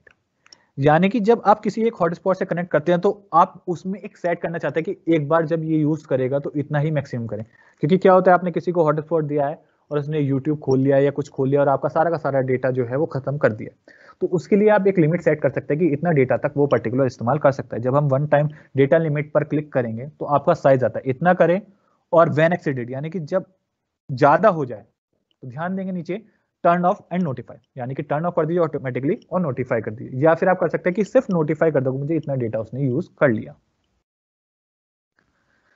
उसके बाद नीचे ऑप्शन आता है एक टर्न ऑफ हॉटस्पॉट ऑटोमेटिकली, यानी कि अपने आप ही जो हॉटस्पॉट है हमारा उसे ऑटोमेटिकली अपने आप ही टर्न ऑफ कर दें। यानी कि जब हमने हॉटस्पॉट सपोज करिए, कभी कभी होता है कि आपको बहुत सारे हॉटस्पॉट खुले मिलते हैं कि इसका भी वाईफाई चल रहा है इसका भी वाईफाई चल रहा है, तो होता क्या है कि वो ऑन उन्होंने कर दिया लेकिन वो भूल गए। अब यहाँ पर ऑप्शन मिलता है कि अगर आपका वाईफाई से कोई डिवाइस कनेक्टेड नहीं है तो ऑटोमेटिकली अपने आप ही टर्न ऑफ हो जाए। उसके बाद नीचे आता है कनेक्टेड डिवाइसेस। अब देखिए क्या होता है, जैसे अभी आपको बताया था कि पासवर्ड प्रोटेक्टेड होना चाहिए। सपोज करिए आपने पासवर्ड प्रोटेक्टेड नहीं कर रखा और किसी ने आपके मोबाइल के हॉटस्पॉट से कनेक्ट कर लिया है, तो आप यहाँ पर चेक कर सकते हैं इसको। तो इसमें ध्यान देंगे तो आपका किस किस ने आपका कनेक्ट कर रखा है वो नीचे शो हो जाता है अगर मैं किसी डिवाइस को इससे कनेक्ट करता हूं तो। और इसमें आप ये भी लिमिट कर सकते हैं कि कितनी डिवाइसेस आपके हॉटस्पॉट से कनेक्ट हो सकती हैं। वो लिमिट ऑफ कनेक्टेड डिवाइसेस पर आप क्लिक करेंगे तो इसमें 3 हो रहा है, मैक्सिमम आप 6 है, उसके बाद अनलिमिटेड पे भी आप कर सकते हैं, यानी कि कितनी भी डिवाइसेस को आप कर सकते हैं, लिमिट कर सकते हैं कि एक बार में एक ही डिवाइस आपके हॉटस्पॉट से कनेक्ट हो। उसके नीचे आता है ब्लॉक लिस्ट। देखिए सपोज करिए किसी ने आपने पासवर्ड नहीं लगा रखा उसमें, यानी कि सिक्योरिटी नहीं लगा रखी और किसी ने आपके से कर लिया और आपको पता नहीं, तो वो फिर से कनेक्ट ना करे उसके लिए आप ब्लॉक लिस्ट वाला जब वहां से करते हैं तो आपका यहाँ पर ब्लॉक लिस्ट आप उसको कर सकते हैं, यानी कि ब्लॉक कर सकते हैं इजीली। यहाँ पर आपका शो होगा इस स्क्रीन पर, आप उस पर क्लिक करेंगे, ब्लॉक का ऑप्शन होगा, आप ब्लॉक कर सकते हैं इजीली उसको। अब इसके बाद जो कनेक्ट करने का ऑप्शन आता है दूसरा हमारा, ये तो था हॉटस्पॉट चलाना। अब हॉटस्पॉट से हमारे लैपटॉप में या कंप्यूटर में वाईफाई है तो हम इजीली कनेक्ट कर सकते हैं। अब दूसरा जो मोड है हमारा, यानी कि हम किसी भी अपने कंप्यूटर को या लैपटॉप को मोबाइल से इंटरनेट चलाने के लिए, उसमें हम क्या कर सकते हैं इजीली ब्लूटूथ के थ्रू, यानी कि ब्लूटूथ टेथरिंग होता है उसके थ्रू भी हम कर सकते हैं। तो हम कनेक्शन एंड शेयरिंग में जाते हैं। कनेक्शन और शेयरिंग में जब हम नीचे की साइड जाते हैं तो यहाँ पर दिखाई देता है हमें ब्लूटूथ टेथरिंग। अब ब्लूटूथ टेथरिंग जो है, यानी कि जब हम इसको ब्लूटूथ टेथरिंग को ऑन करते हैं तो पहली चीज तो ये है कि जिस किसी भी डिवाइस में या मोबाइल में हम इंटरनेट चलाना चाहते हैं, वो दोनों डिवाइसेस, यानी कि हम इस मोबाइल से चलाना चाहते हैं और किसी एक पर्टिकुलर दूसरे मोबाइल, तो हम दोनों को पहले ब्लूटूथ से कनेक्ट कर लेंगे, यानी कि पेयर कर लेंगे। पेयर करने के बाद जैसे ही हम इसको ऑन कर लेंगे ब्लूटूथ टेथरिंग को, तो अगर हमारे मोबाइल में डेटा ऑन है तो पर्टिकुलर दूसरा मोबाइल उस डेटा को इस्तेमाल कर सकता है इसलिए, यानी कि हम ब्लूटूथ टेथरिंग के जरिए भी कर सकते हैं। पर इसमें लिमिटेशन वही है कि ब्लूटूथ की जो रेंज होती है वो 10 मीटर होती है, तो हमारी नेटवर्क की जो स्ट्रेंथ है वो भी वेरी करेगी इस पे। उसके बाद जो हमारा आता है वो आता है यूएसबी टेथरिंग। ब्लूटूथ टेथरिंग के जस्ट ऊपर दिख रहा होगा यूएसबी टेथरिंग, वो हाईलाइटेड इसलिए नहीं है क्योंकि अभी तक हम यूएसबी से कनेक्टेड नहीं है। जैसे ही हम यूएसबी से कनेक्ट होंगे, देखिए मैंने अभी अपने मोबाइल को यूएसबी से कनेक्ट किया है, तो जैसे ही हम यूएसबी से कनेक्ट होंगे वो हाईलाइट हो गया, यानी कि अब यूएसबी टेथरिंग के थ्रू हम अपने डिवाइस में, यहाँ पर लिमिटेशन ये है कि हमारा जो डेटा केबल है वो लैपटॉप से कनेक्टेड वाला है। हम इसको मोबाइल के थ्रू भी कर सकते हैं, पर हमारा लैपटॉप से कनेक्टेड वाला केबल है तो हम लैपटॉप में ही या फिर कंप्यूटर में ही चला पाएंगे। तो यूएसबी टेथरिंग के लिए हमें सिर्फ अपने यूएसबी केबल को कनेक्ट करना है, एक साइड हमें अपने लैपटॉप या फिर कंप्यूटर में करना है, दूसरा हमें मोबाइल पर करना है, और यहाँ पर जो राइट साइड में है सिर्फ उस ऑप्शन पर हमें टच करना है। टच करते ही हमारा, अगर हमारा डेटा ऑन है तो पर्टिकुलर लैपटॉप या कंप्यूटर जो भी हमने कनेक्ट करा है मोबाइल से, उसमें हम डेटा को यानी कि इंटरनेट को इस्तेमाल कर सकते हैं। अब देखिए इसमें ऑप्शंस और भी आ रहे हैं, वो आ रहा है वायरलेस डिस्प्ले। अब जैसे वायरलेस डिस्प्ले, अभी हमारे जो एलईडी टीवीज हैं वो स्मार्ट टीवीज हैं, तो उसमें मिररिंग का और कास्टिंग का ऑप्शन होता है, तो वो हो सकता है, इजीली हम कर सकते हैं। इसके ऊपर अगर ध्यान देंगे तो सबसे ऊपर से सेकंड वाला है कास्ट। अब ये जो कास्ट वाला ऑप्शन है, ध्यान देंगे तो इस कास्ट वाले ऑप्शन में आपको जो कुछ भी दिख रहा है, अभी जो आपको ये स्क्रीन शो हो रही है वो मैंने कास्टिंग ही कर रखी है, मीन्स अपने मोबाइल को अपने लैपटॉप से कास्ट कर रखा है इसकी स्क्रीन को, और आपको विजिबल हो रहा है। क्योंकि माइक्रोसॉफ्ट टीम्स का जब हम लाइव सेशन करते हैं तो उसमें मोबाइल से अपना प्रेजेंटिंग का अभी ऑप्शन नहीं आया प्रेजेंटेशन का, तो इसलिए कास्टिंग का ऑप्शन किया है। यानी कि अब इस जो कास्टिंग वाला ऑप्शन है इसको आप इस्तेमाल अपने स्कूल्स में या फिर अपने घर पर इजीली कर सकते हैं। कैसे? सपोज करिए आपके पास एक लैपटॉप भी है, लेकिन आप कुछ मोबाइल से डिस्प्ले करना चाहते हैं, मोबाइल में आपके पास कुछ कंटेंट है वो आप करना चाहते हैं, तो आप अपनी स्क्रीन को लैपटॉप पर कास्ट कीजिए। कास्टिंग के ऑप्शन में आप ध्यान से देखेंगे तो यहाँ पर आपको कास्ट खोलना होगा, कास्ट ऑन करेंगे। दूसरा, आपको अपने लैपटॉप में या फिर कंप्यूटर में विंडोज बटन दबाने के बाद सिर्फ आपको कनेक्ट टाइप करना होगा, CONNECT, कनेक्ट। कनेक्ट के बाद आपको एक ऑप्शन दिखेगा, वहां पर आप क्लिक करेंगे। इसमें लिमिटेशन ये है कि आपके मोबाइल और लैपटॉप दोनों का वाईफाई ओपन होना चाहिए, प्लस आपके लैपटॉप और मोबाइल आपका ब्लूटूथ पेयर्ड होना चाहिए। तो उसके बाद अपनी मोबाइल की स्क्रीन को आप लैपटॉप में कास्ट कर सकते हैं, यानी कि शो कर सकते हैं easily.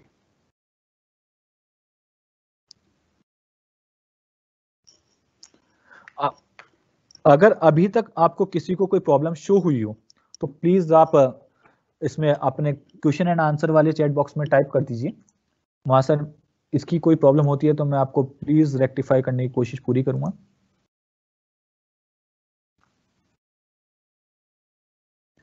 Yes please Nisha ma'am, अगर आपको कोई प्रॉब्लम आ रही हो, किसी में लिखी हो, किसी ने प्रॉब्लम अपनी क्वेश्चंस हो, तो प्लीज आप भी एक बार मेरे को बता दीजिए। Sure sir. कुमार जी हैं कंपोजिट स्कूल मुरादाबाद से। सर आपने सही कहा है कि 4 होते हैं, लेकिन मेनली जो हम इस्तेमाल करते हैं वो 3 में हम मेनली अपना कंसंट्रेट करते हैं, लैन, मैन एंड वैन में। क्योंकि जो मेन यूज होते हैं लैन यानी कि लोकल एरिया नेटवर्क, हम एक बिल्डिंग तक सीमित करके रखते हैं या फिर एक ऑर्गेनाइजेशन का पूरा, मान लीजिए एक स्कूल है उसके अंदर। दूसरा जो मैन है, हम एक सिटी के जो मेन हम क्लासिफाई करते हैं वो 3 ही करते हैं।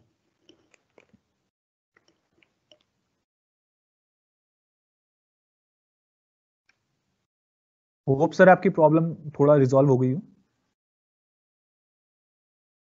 क्योंकि जो आप कह रहे हैं city area network, sir city area network एक लिमिटेड, हमने उसको मेट्रोपॉलिटन एरिया नेटवर्क में कंसीडर कर लिया है, क्योंकि एक सिटी के मेट्रोपॉलिटन तो एक बड़े शहर के लिए इस्तेमाल हुआ है, और सिटी एरिया नेटवर्क एक सिटी के लिए कंसंट्रेट करते हैं, तो मेट्रोपॉलिटन एरिया नेटवर्क में हो चुका है। झांसी से शकुंतला मैम कह रही हैं कि voice is not clear. Nisha ma'am voice clear नहीं है मेरी? नहीं सर, आपकी वॉइस बिल्कुल क्लियर है। Okay, network issue. ये विनय कुमार जी हैं मिर्जापुर से। सर मोबाइल को लैपटॉप पर कैसे स्क्रीन कास्ट करते हैं? देखिए एक्चुअली सबसे पहली चीज तो ये है कि जो आपका लैपटॉप है वो आपका सपोर्ट करना चाहिए, क्योंकि एक्चुअली मेरा जो दूसरा लैपटॉप था, जो मेरा मेन लैपटॉप है, वो सपोर्ट नहीं करता था कास्टिंग के लिए, तो इसलिए मैंने उसको यूज नहीं किया। दूसरा, अब तो सारे मोबाइल डिवाइसेस में आपका आ रहा है ऑप्शन कास्टिंग का, तो मैं आपको शो कर देता हूं थोड़ा। यहाँ पर विंडोज बटन पर क्लिक करना है। विंडोज बटन पर क्लिक करने के बाद आपको CONNECT कनेक्ट टाइप करना है। आप ध्यान देंगे तो आपको एक ऑप्शन शो हो रहा होगा, कनेक्ट ऐप, आपको उस पर क्लिक करना है।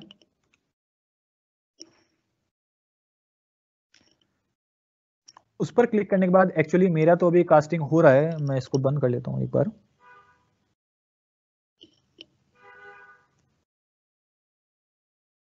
तो आपको कुछ ऐसा ऑप्शन खुला मिलेगा जब आप कनेक्ट पर क्लिक करेंगे। मैं फिर से कर देता हूँ। शो हुआ सर, सबसे पहले तो मैंने ब्लूटूथ से अपने लैपटॉप को और मोबाइल को पेयर्ड कर रखा है।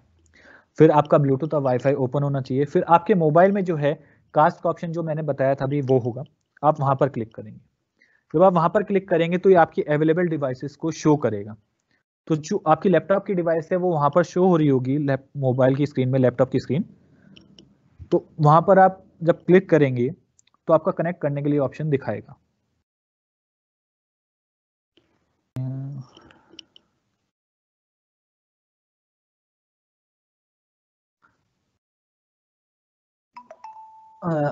प्रतापगढ़ से सर पूछ रहे हैं सर्टिफिकेट। सर सर्टिफिकेट तो आपको ट्रेनिंग के लास्ट में मिलेंगे जब आप पोस्ट टेस्ट भी क्लियर करेंगे। बाकी और कोई प्रॉब्लम्स नहीं है आई थिंक।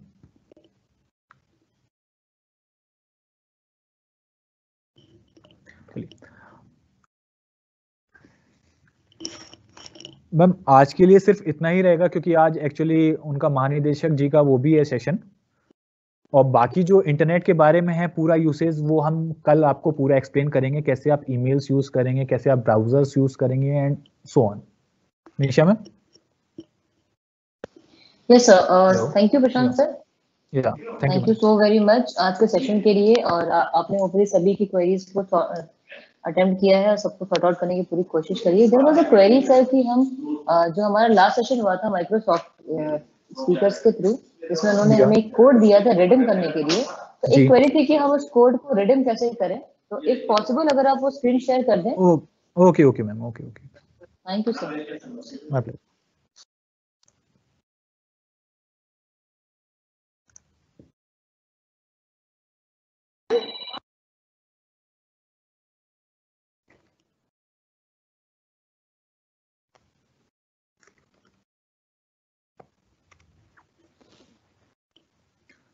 आप यहाँ पर ध्यान देंगे तो आपको माइक्रोसॉफ्ट एजुकेशन सेंटर यानी कि इस पर आपको खुलना होगा।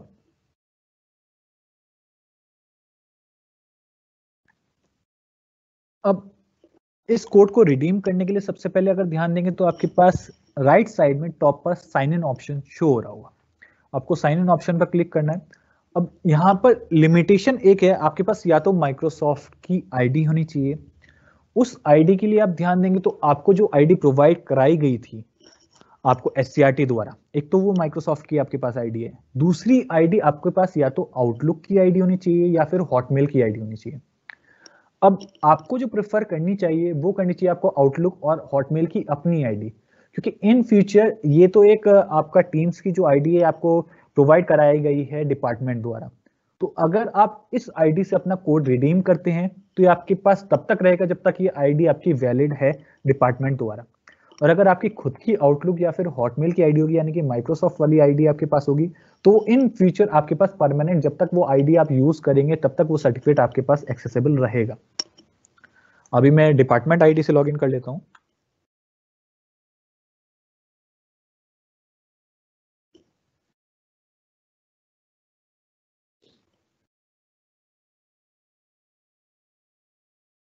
अब यहां पर ध्यान देंगे तो राइट साइड में मैं यहां पर लॉगिन कर चुका हूं, लॉगिन दिखा रहा है। इसके बाद आप नीचे ध्यान देंगे तो इसमें तीन ऑप्शन आ रहे हैं, my profile, redeem achievement code and sign out. तो आपको अचीवमेंट कोड जो आपको दिया गया था वो आपको रिडीम करना है। यहाँ पर आप क्लिक करेंगे तो आपके पास ऑप्शन खुल के मिलेगा और जो आपको कोड प्रोवाइड किया गया था वो आप यहाँ पर इस ऑप्शन में आपको टाइप करना है। वो जब आप यहाँ पर कोड टाइप करेंगे उसके बाद आपको रिडीम पर क्लिक करना है। जब आप रिडीम पर क्लिक कर देंगे तो वो आपका कोड रिडीम हो जाएगा और आपका एक सर्टिफिकेट पर्टिकुलर जनरेट हो जाएगा। होप मैम, निशा मैम, प्रॉब्लम क्लियर हो गई होगी। Hello. Yes sir. Okay okay ma'am, और कोई क्वेरी प्लीज चेक कर लीजिए। Not yet sir, not more. Okay okay okay, तो मैम आज का सेशन यहीं पे वाइंड अप कर दीजिए actually. Sir one more question. So Yeah. there was a one query कि आप tell me the differentiation between terminology of hardware and software. Okay okay okay, hardware and software. देखिए actually hardware जितनी भी हमारी physical devices हैं, ये कुछ ऐसे मानिए आप जैसे कि कोई भी डिवाइसेस है जो हम टच कर सकते हैं फिजिकली, वो आपका एक हार्डवेयर का ग्रुप है। और उन हार्डवेयर यानी कि उन डिवाइसेस को जो कनेक्ट कर रहा है इंटरनली यानी कि टेक्नोलॉजिकली, वो आपके सॉफ्टवेयर है। जैसे अभी आपके पास ये स्क्रीन शो हो रही है, ये एक सॉफ्टवेयर है टीम्स। प्लस जिस चीज पर आपके पास शो हो रही है यानी कि एक स्क्रीन जिस पर शो हो रही है वो फिजिकली आप टच कर सकते हैं, वो एक आपका हार्डवेयर होगा। आप मोबाइल में यूज कर रहे हैं यानी कि एक मोबाइल एक हार्डवेयर का काम करेगा। लेकिन उस मोबाइल के फंक्शंस को यानी कि उस हार्डवेयर को आप कैसे एक्सेस कर रहे हैं, आपके पास एंड्रॉयड मोबाइल है तो एंड्रॉयड ऑपरेटिंग सिस्टम यानी कि वो एक सॉफ्टवेयर है, उसके अंदर आपकी एप्लीकेशंस पड़ी हैं, वो सारी सॉफ्टवेयर हैं आपके। प्लस जितने भी आपके पास ईयरफोन्स हैं, सपोज करिए ईयरफोन्स है, आपके पास हेडफोन्स हैं, या फिर आपके पास चार्जर है, और लैपटॉप में बात करें तो कीबोर्ड है, माउस है, ये सारे के सारे आपके हार्डवेयर हैं। तो हार्डवेयर के लिए बेस्ट जो आप समझ सकते हैं, वो जितनी भी फिजिकल चीजें आप टच कर सकते हैं वो सारी की सारी आपकी एज ए हार्डवेयर है। और जितनी भी चीजें आप टच नहीं कर सकते, सिर्फ आप यूज करते हैं, उन हार्डवेयर को कनेक्ट करने के लिए इस्तेमाल करते हैं। जैसे ऑपरेटिंग सिस्टम हो गए आपके, उसके अंदर आपकी एप्लीकेशंस पड़ी हैं, ब्राउजर्स हैं, ये सारे के सारे आपके सॉफ्टवेयर हैं। होप मैम क्लियर हो गई होगी। So thank you sir, thank you for the session। और कल का सेशन हमारा 10:50 AM पे हम स्टार्ट करेंगे, जो नेटवर्किंग का सेकंड पार्ट है। तो थैंक यू एवरीवन।